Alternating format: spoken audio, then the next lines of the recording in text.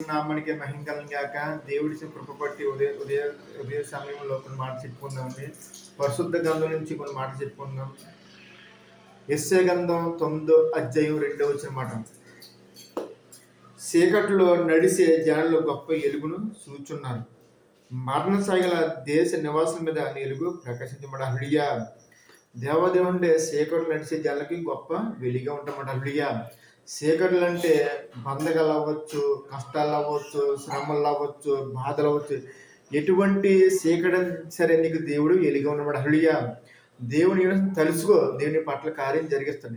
మీకు చీకటే ఉన్నారు బహుశా, చీకటి ఆత్మలో ఉన్నారు బహుశా, మీరు దేవుడు గొప్ప వెలిగే ఉంటాడు. హల్లెలూయా. దేవుడు సర్వది జీవాధిపతి. నువ్వు ఏ కష్టాల్లో, ఏ శ్రమల్లో, ఏ బాధల్లో, ఏ నిందలో, ఎటువంటి రోగంతో ఉన్న, ఎటువంటి సమస్య ఉన్న నువ్వు భయపడకు. దేవుడు ఏమంటే నువ్వు చీకటి ఉన్న బహుశా దేవుడికి వెలుగుగా మారుస్తాడు. హల్లెలూయా.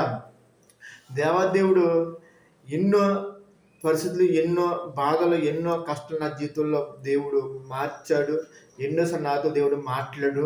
అలాగే దేవుడు కూడా నీతో మాట్లాడతామట. నువ్వు ఎటువంటి పరిస్థితుల్లో సరే నువ్వు భయపడకు. నేను ప్రకటిస్తున్న దేవుడు సర్వాధికారి, జీవాధిపతి. ఆయన ప్రతిదీ కూడా నీ మాట, నీ ఆలోచన, నీ విధానం దేవుడు గమనిస్తున్నాడు. నీ కన్నీరు ఎవరు చూడలేదు బహుశా, నీ బాధ ఎవరు పట్టి చూడలేదు బహుశా, దేవుడు నీతోనే మాట్లాడుతాడు. నువ్వు ఎంత బాధల్లో ఉన్నా, ఎంత కన్నీరులో ఉన్నా, ఎంత ఆవేదన ఉన్నా దేవుడు నీతో నేను దేవుని మోకరించి పార్ది, దేవాని నేను కష్టాల్లో ఉన్న తండ్రి, దేవాన్ని బాధల్లో ఉన్నాను, దేవాన్ని నిజమైన దేవుడు నాతో మాట్లాడు. వినేసిన మోకరించి పార్ది దేవుని పట్ల కార్యం జరిగిస్తాడు. హల్లెలూయా. ఈ చిన్న ఒక్క పని దేవుడు దీవించిన గాక. ఆమేన్.